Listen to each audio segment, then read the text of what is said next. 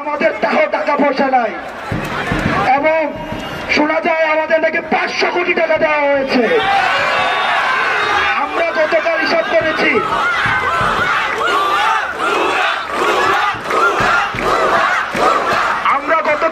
করেছি এই 500 কোটি টাকা যদি আমরা আন্দোলনে যারা আসে প্রত্যেকে যদি আমরা 10,000 হিসাব করেছি প্রত্যেকে 5 লাখ টাকা করে পাবো। তাইলে আপাতত আর চাকরির প্রয়োজন নাই, ফ্লাই করে চলে যাবে ইউএসএ।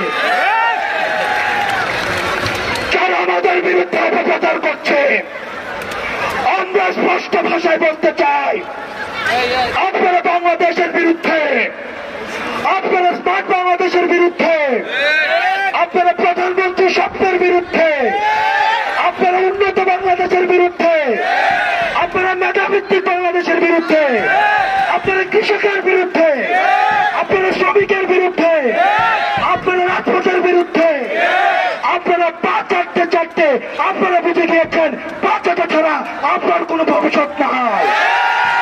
আমরা বিশ্বাস করি যতদিন পর্যন্ত আমাদের হাতে আছে দেশ ততদিন পর্যন্ত পথ হারাবে না বাংলাদেশ।